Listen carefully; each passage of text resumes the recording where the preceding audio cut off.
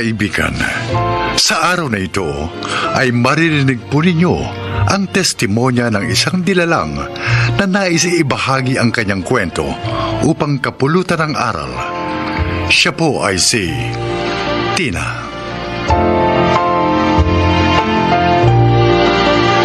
Magandang araw po.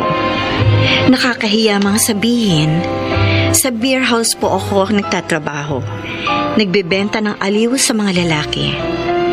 Maaga po ako naulila sa mga magulang, kaya hindi na ako nakapag-high school. At tanging si Lolo Igme na lamang na nakilala ko sa kalye, ang tanging tumulong sa akin. Noong mga panahong kailangan ko ng tulong. Pakinggan po ninyo ang aking buhay.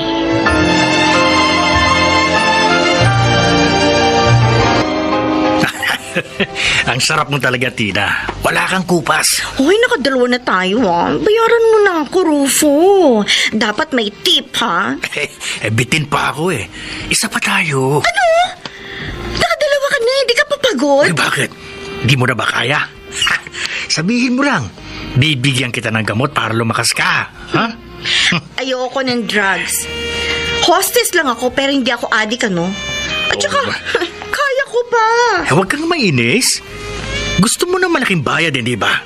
Kaya dapat, paligayahin mo ng gusto ang parokyano mo, di ba? Ha?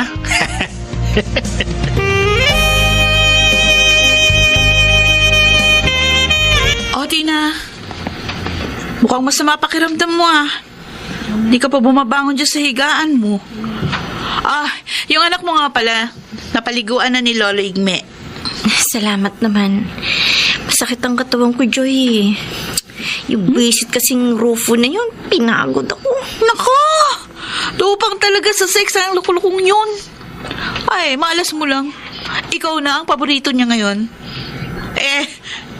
Nagbigay naman ba ng malaki? Oo. Pero, alam mo, kulang pa yun sa sakit ng katawan na binigay niya sa akin.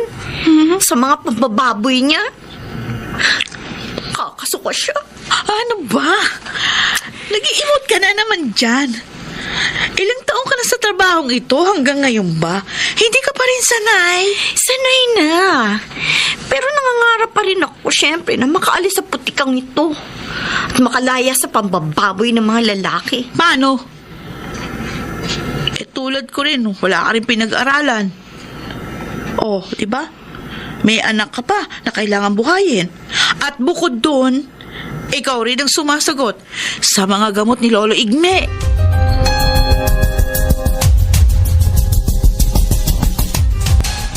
Lolo Igme, eto na po mga gamot ninyo. Nabili ko na po para sa 1 linggo. Nakakahiya naman sa'yo, Tina.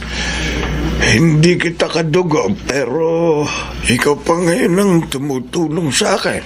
Huwag niyo na pong alalahanin yun. Tinulungan niyo rin po ako nung buntis ako at naghahanap ng matutuluyan. Kinupkup niyo kami ng anak ko. Kaya, ngayon naman po, hayaan niyong gantihan ko ang inyong kabutihan. Pero sakitin ako ngayon. Pabigat na sa'yo. Parang ako pang nagbabaon sa'yo sa putikan Ay, huwag po kayong magsalita ng ganyan.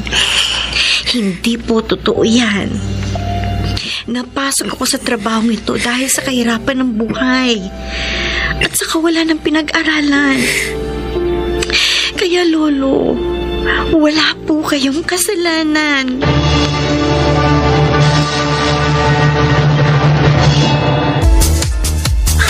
Totoo ang sinasabi ko. In love ako sa'yo. Baka naman binubola mo lang ako, Ramil. Tulad ng ibang lalaki nagpupunta dito. Hindi yun, bola. Talagang mahal kita. Kung gusto mo, magsama na tayo. Para mapatunayan ko sa'yo ang damdamin ko. Magiging maligaya ka sa akin. Talaga? Oo naman. At hindi ka na magtatrabaho. Ako na lang ang tatrabahuin mo.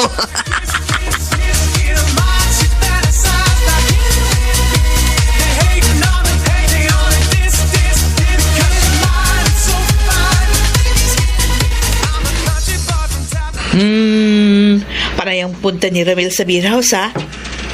At lagi ding may regalo sa'yo. Binobola ko. Ha? Nililigawan ako kuno. Sinasakyan ko nga lang mga pambobola niya. Bakit? Anong sinasabi niya? Kesyo, kung gusto ko raw magsama kami at liligaya daw ako sa kanya. Oh, ano naman sinagot mo? Ano naman yung nararamdaman mo? Naiinis ako. Pero hindi ko pinahahalata sa kanya. Alam ko naman na gusto lang niya akong gamitin ng libre, no? At pagkatapos magiging tagabuhay niya? Mabuti naman. At hindi ka nadadala doon sa mga matatamis niyang salita. Joy. Tama na ang minsan panloloko sa akin ng isang lalaki. Hindi na mauulit yun.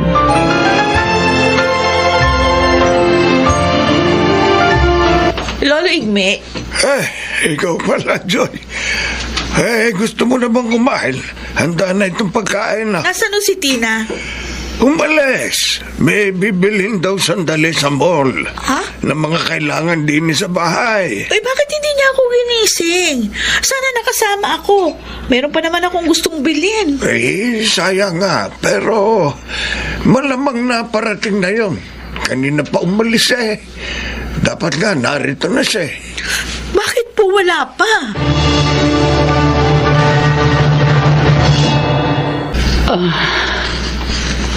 Asan ako?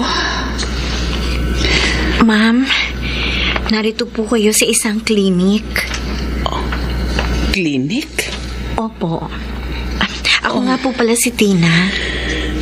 Ako naman si Pilar. Kanina po, Ma'am Pilar, habang nag-aabang ako ng masasakyan pa uwi sa amin, nakita ko pong nabuwal kayo. Oh, naalala ko na. Nahilo ako kanina. Mainit kasi. Nasa talyer ang sasakyan ko kaya nag-abang ako ng taxi. Ganun po pala. Kaya po, humingi po ako ng tulong sa mga tao upang madala kayo rito. Ay, salamat sa iyo, Tina. Ang bag ko. Ito po. Huwag po kayo mag-alala. Iningatan ko po yan habang buhat po kayo ng mga hiningan ko ng tulong. Salamat uli sa iyo. Ayos lang po yun. Ang asawa niyo nga po pala, tumawag habang wala kayong malay kanina. Kaya po, alam na po niyang nangyari sa inyo. Papunta na po sila rito. Ay, salamat. Wala na pala akong dapat alalahanin. Ma'am Pilar, pagdating po ng mister niyo, aalis na po ako ho. Baka nag-aalala na sa akin sina Lolo Igme eh. Lolo? Opo. Ulila ka na ba sa mga magulang? Opo, pero hindi ko po tunay na lolo si Lolo Igme. Siya po ang tumulong sa amin noon ng aking anak. Kaya itinuring ko na po siyang parang tunay na lolo. May asawa ka na pala. Wala po. Anak lang po ang meron. Oh, I'm sorry. Ihahatid ka na lang namin, Tina. Ano nga palang trabaho mo?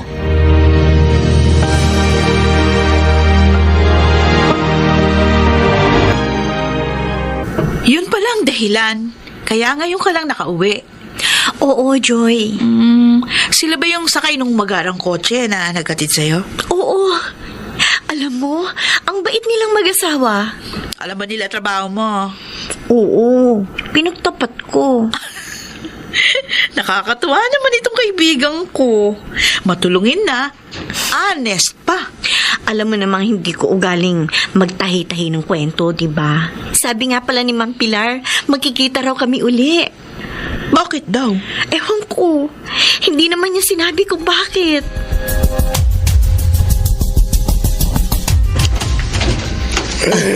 Magandang hapon po. Magandang hapon din po. Sino po sila? Ako po si Pilar. Nariyan po ba si Tina? Ay, kayo yung tinulungan niya. Ako nga po. Ay, tuloy ho kayo, tatawagin ko. Sige po, tuloy.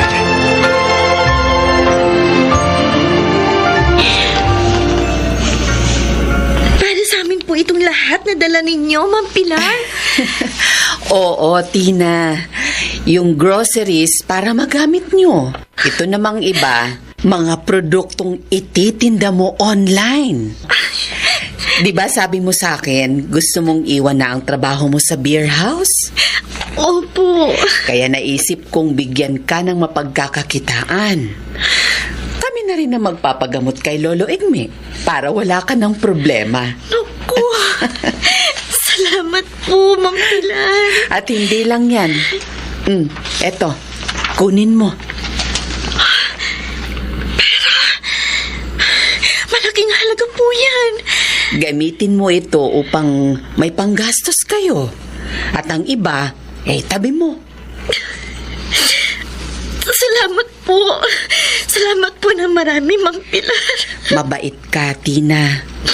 At mabuti ang iyong puso. Kaya naman gusto kitang tulungan. Ngayon po, makakaalis na ako sa putikang kinalalagyan ko. At makakalaya na rin ako sa pambababoy ng mga lalaki.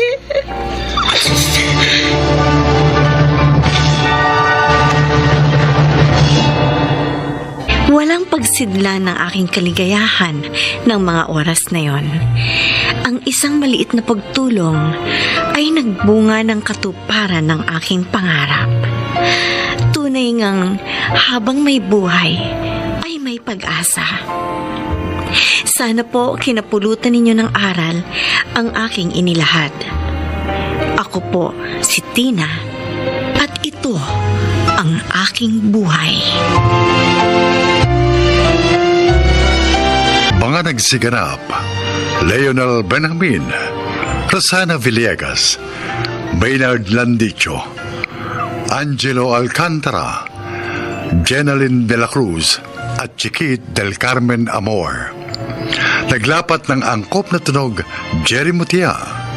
Sa musika ni Buboy Salonga. Superbisyong teknikal, Eric Lucero at Bong Muyar. Ito'y mula sa panulat ni Thelma Corporal Alcantara. Direksyon, Salvador M. Royales. Ito ang aking buhay.